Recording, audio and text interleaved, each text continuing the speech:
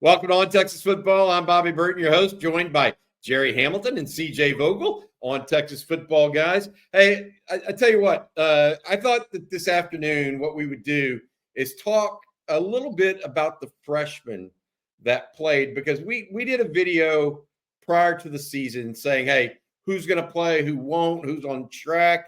We did that for both the freshmen and the sophomores, right? The class of 23 and 2024. It's very interesting that according to our tabulations, 13 true freshmen played in the game against Colorado State on Saturday. Remarkably, guess how many played against Rice, true freshmen, a year ago? Also the number 13.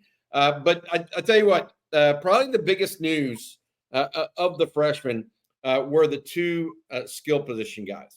And so let's start there and then work our way down the lineup of who all got in the game.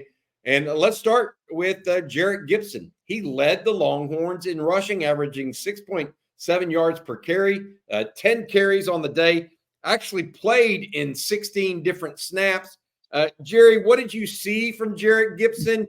I thought he was going to play a little earlier in the game, given that they only had Wisner and Jaden Blue, but he really came in as a third quarterback and then played throughout the fourth quarter.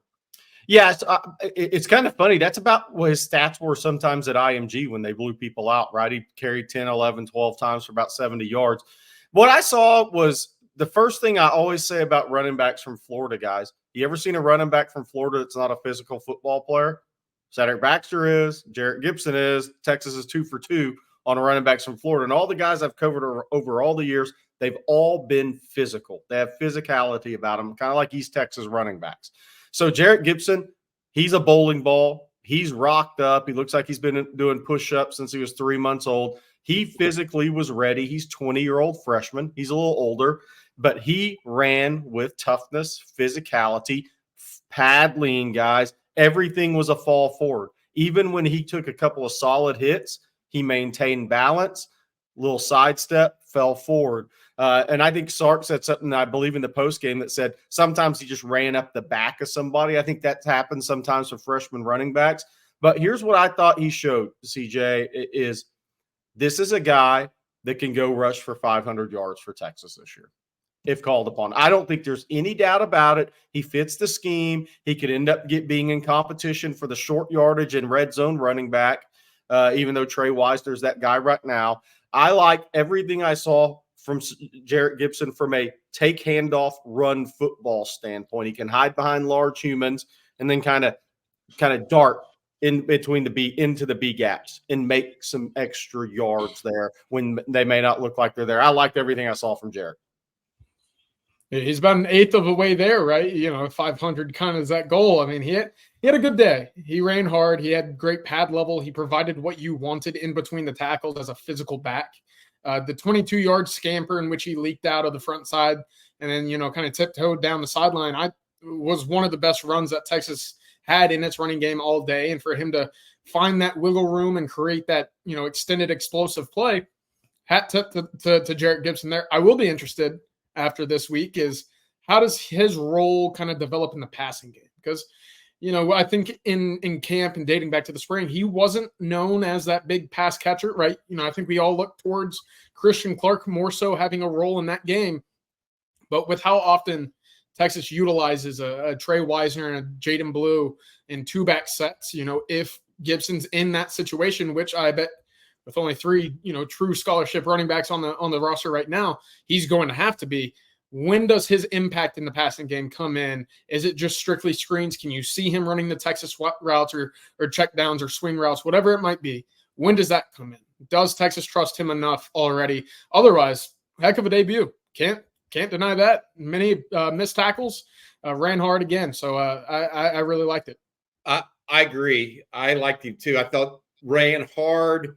Was not necessarily patient, but that's not uncommon for a young running back in his first game. You don't want to go down for a tackle for loss for sure on his first carry. Long of 22, which I thought was pretty good as well. All right, the next guy up on our list that actually had the most snaps of any freshman is Ryan Wingo, a young man out of St. Louis.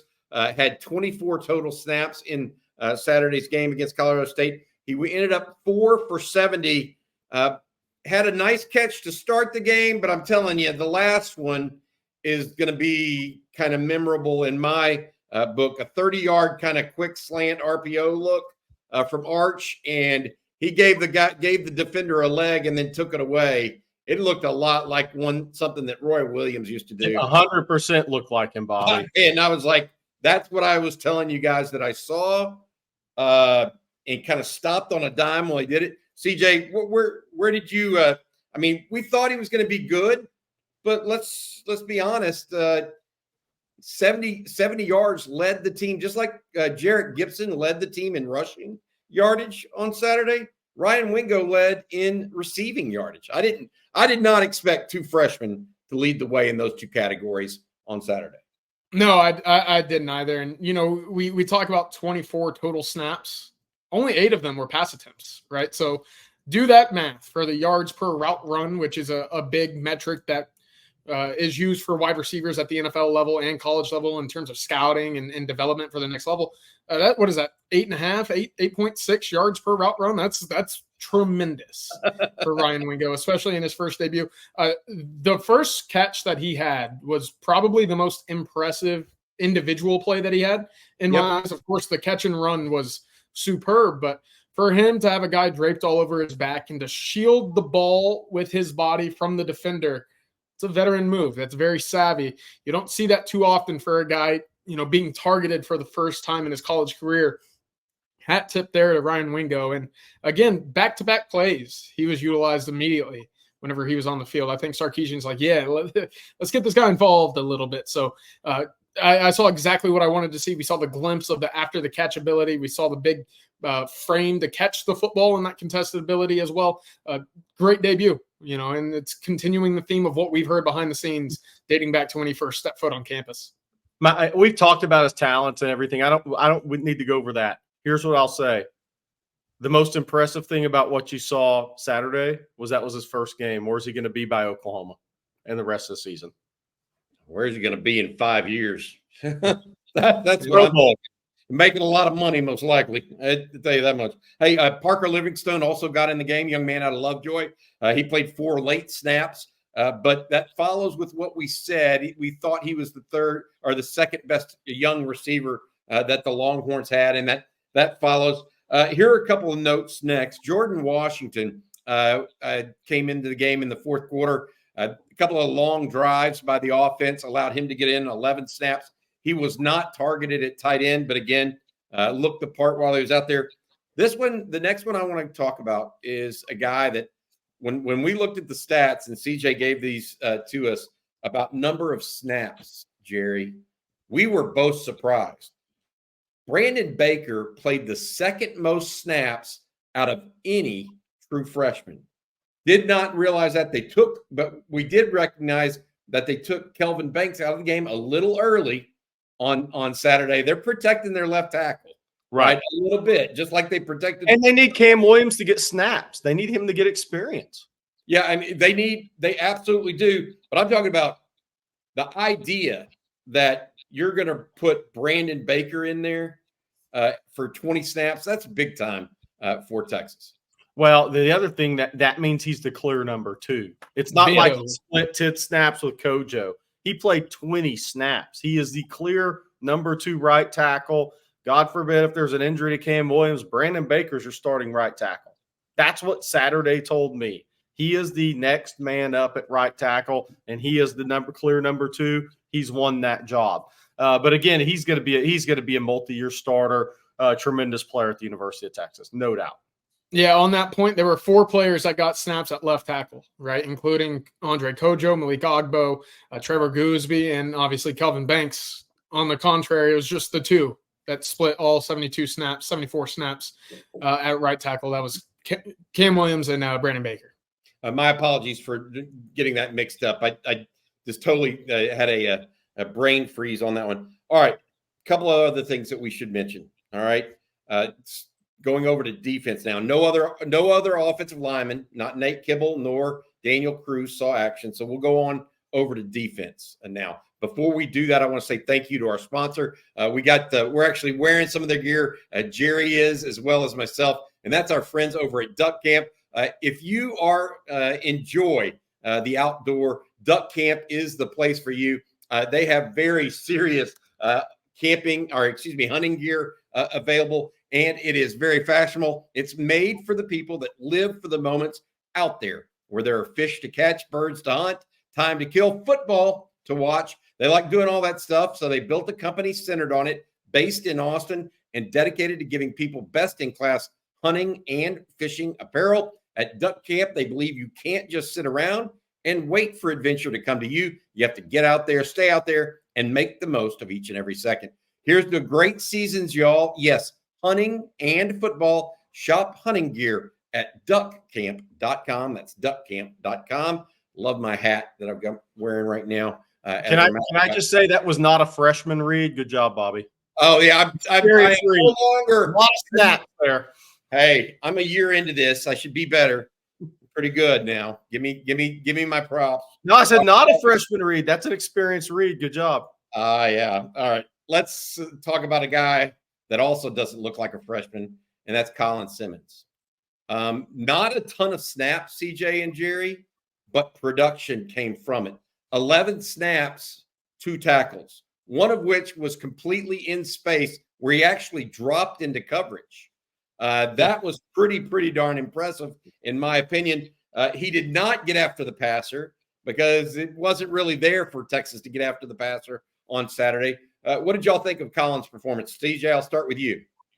Yeah, I thought it was about what to expect from Colin Simmons in the debut, right? Texas knows how valuable he can be to the pass rush. They know how much they can get out of a 5-star edge with his twitchiness and quickness off the edge. They're not going to show that week 1 against Colorado State game or team in which you're up by 50, right? You know, that's not the game plan. You don't want to show your cards too early. We didn't see this a year ago with a guy like Anthony Hill, right? You know, week 1 against Rice, you didn't know what his role might be. By week 2, you had a pretty good idea because they needed his talents to go on the road to Tuscaloosa and to win that game. You're going to see a much different Colin Simmons against Michigan than what I think you will see, obviously, this past Saturday against Colorado State. And then what I mean by that, I don't think you're going to see Colin Simmons dropping back into coverage very often against Michigan. You know, his whole MO, the reason why he had 5 stars by his name is because he could get after the quarterback and he can make plays behind the line of scrimmage. Coverage is there. He did well, to your point. First tackle was one in which he needed to make a big tackle in space, and he did. But his role moving forward is going to be getting after the quarterback in SEC football play. That's why they got him. That's why he's the big guy in this freshman class on the defensive side of the ball. Regardless, did a great job making sure he played to the role in the scheme that was asked of him, which is big and key for a freshman as well. I'm not going to add anything else to what we've talked about with Colin. I just want to say this to Texas fans. Saturday, when you're watching Josiah Stewart for Michigan, the senior who started his career at Coastal Carolina as an undersized recruit and now has the look of a first, second-round pick, think of Colin Simmons as an inch taller version of that. That's what he's going to be one day. That's a great point. Like the sound of that. Don't like the sound of Josiah Stewart playing for the Michigan and the maize and blue for this weekend. All right, his high school teammate, we said Colin Simmons played 11 snaps. His high school teammate, Alex January, played 12. And on Monday, Steve Sarkisian mentioned Alex January as having a pretty good day at defensive tackle as a true freshman. A year ago at the same time, by the way, Sadir Mitchell played all of 1 play. Yep. That gives you an idea of where maybe Alex January is on this same trajectory at the same time period. He's a little bit ahead of where some other guys prior to him were. Gerry, what did you think of the young man's performance? Well, we've been reporting that he was going to be in the rotation, and he's expected to be more as the season moves along, especially, I think, as he gets more comfortable, teams that are going to try to run the football against Texas. I think he is going to be one of the better guys Texas puts on the field playing the run. He's got really good hand placement. Shout out to his dad, Mike January, for coaching him up. He's got really good hand placement for a young guy. So he understands leverage. He understands hand placement. Those guys tend to play the run well at a young age. He understands all that, everything in the run game, and his eyes are always up. A lot of times freshmen, the one thing I've noticed about January, a lot of times freshmen on contact tend to drop their eyes. He doesn't do that. He keeps his eyes up. So he's always going to be able to locate the football. That, again, gives him a chance to play more this season as the season moves along. He doesn't have to be taught to keep his head up. Something David McWilliams told me a long time ago, the old Texas coach, when I was an undergrad, he said he liked defensive linemen that played with their eyes. And that's what you're talking about. If they drop their head, they can't play with their eyes. They can't see what's going on. That's a big deal for a young guy to be able to accomplish that, especially as he steps up this level so quickly in his career. All right, linebacker. This one surprised me a little bit, and it's not so much that it surprised me because we've been talking about how Anthony Smith had a good fall camp. He actually got in relatively quickly after some, certainly Leonga Lafau came in and Maurice Blackwell to back up David Benda and Anthony Hill. But Anthony Smith, he had 9 snaps, but I think he played in the first half of this game, if I'm not mistaken, for a couple of snaps. Very interesting what we saw there with him, CJ. Yeah, definitely. And it's interesting dating back to when he first arrived on campus and we filmed, who of these true freshmen are going to redshirt, who's going to see the film. At the time, the question was, is he going to be physically fit? Will he have enough on his frame? And to his credit, he got his body right. To Torrey Becton's credit, they got his body right. And, there's one play in there. He's only on the field for 9 snaps, Bobby, but there was one play where, the play's over. He's still been latched onto by an offensive lineman. He just flings him to the ground. I'm like, hey, this is not the play you would expect a true freshman who was 195 pounds about 8 months ago to make. So for that to be the case, impressive stuff for him. He outsnapped Darian Gillette. He outsnapped Tassili Akana. Right now, I think, as we talked about the defensive lineman, you start to see that pecking order start to take place at the linebacking position as well. For Anthony Hill, earlier this fall camp, to say that he's more advanced between the ears than where he was a year ago gives you a pretty good idea of the type of player Texas has growing in its freshman class right now. I only got 2 things on Anthony Smith. One, I think he could be a multi-year starter at Texas and a guy with a future in football, have a career in football. 2, you think Jasper didn't miss him? Ricky Stewart rushed it 10 times for 225 Friday against Jasper. Think Jasper didn't miss Anthony Smith? They call him Hurricane. Maybe so. All right, hey, let's go to the secondary. All 4 of these guys got time in the pre-game depth chart release. CJ, you and I talked about this. Gerry, you and I did as well. Kobe Black is the backup at one of the corner spots ahead of Warren Roberson. Wardell Mack had a scintillating interception. Xavier Filsaime played 13 snaps. Jordan Johnson-Rebel, maybe of all the guys, this may be the most impressive thing among the DBs. He only played 12 snaps, guys. He had 3 tackles. How's that for production? Yeah. You were talking earlier about Ryan Wingo having 4 catches, and he's only in the game where they're throwing the ball 8 total times. Jordan Johnson-Rebel made a tackle once out of every 4 snaps.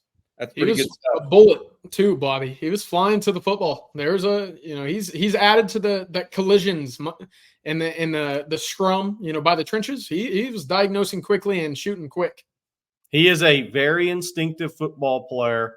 I think he's just got athletic instincts in general. Whatever he does, he'd have a feel for it. But here's what I'll say. The interesting thing about Jordan Johnson-Rebel, and I reported this last year, when I went to IMG and I was talking to people around the IMG program, the one thing Billy Miller, the head coach, told me was he said, we can play him off the ball. We can play him in the box because he's physical. We can play him off the ball because he's smart and can make the calls. And he was pretty much the leader of that team. I'm just saying, those guys are generally successful football players at the next level. I want to read this back to y'all just so you get it. Kobe Black played 18 snaps. Xavier Filsaime played 13. Jordan Johnson-Rebel with 12. Wardell Mack, he played 4 plays, one of which was one of the prettier interceptions you'll see. Michael Kern, and then I want to wrap up and talk to y'all about what y'all think about this class as a whole. Michael Kern had 1 kick or 1 punt on the day. 39 yards is only 39 yards, but it was fair caught at the 10-yard line. Yeah. Right. I mean, that's doing your job, guys. If you kicked it 49, we'd say he didn't do a good job. Yeah, exactly. That's exactly right. He was. Hey, Bobby, real quick, I wanted to a quick note on Kobe Black, right? 18 snaps. As we talked about Brandon Baker being that surefire number 2 right tackle, for Texas to get him as many snaps at cornerback much earlier than some of these other guys that got run way later in the game, Texas knows that they're going to need a guy like Kobe Black to make an impact at some point this year. It was no accident that he was listed number 2 on that depth chart at cornerback, right? 18 snaps for Kobe Black gives you an idea of the trust and development that he's already been able to, kind of take place and shoulder since arriving in Austin. I think, has done a tremendous job getting up to speed with the college game as someone who maybe wasn't a full-time cornerback at the high school level. I appreciate you re-interjecting, because if you guys ever have anything y'all need to say, please add it in. Good stuff there, CJ, because I did point it out. I mean, he led the way in snap count in that secondary of the young guys, and we had seen him have some issues actually early in camp. He's gotten better condition physically since the end of the spring, by the way. He did not come in looking like I thought he should have physically. He's done a really good job getting there. On his whole physical outlook, he looks losing a little baby fat, maybe. Just at Under Armour game, he didn't have that look physically like Xavier Filsaime had and some of the other DBs at the Under Armour game. I don't want to say he looked soft, because that means soft as a player. That's not what I'm talking about. He just needed to get serious about diet and strength and conditioning, and he did. Hey, so what do y'all think? That's 13 guys. Half the rest of them were guys that, look, Freddie DeBose is injured, right? The offensive lineman, you don't expect them to play early. Melvin Hills just showed up, 2 months ago, right? Santana Wilson, the same. Santana Wilson, same thing. What do y'all take away? What are y'all's takeaways on this class? Is it as good as we thought it was? Is it a true top 5 class? Does it look like that? I kind of think it does, especially if guys like Wingo, Jordan Washington, Brandon Baker, Colin Simmons, Alex January, those could be guys that are future, linchpins of a football team, in my opinion. Yeah, I think it looks like a top 5 class, because Trey Owens looked good in the spring game, but he's not going to play unless Quinn gets hurt this year. That means he's a backup to Arch. He's going to redshirt. Nate Kibble was the 3rd-team right guard. He zipped past Connor Stroh. That says something for a guy that wasn't here in the spring. Nate Kibble looked really good physically when he showed up and had a great summer. Daniel Cruz is going to be a really good player.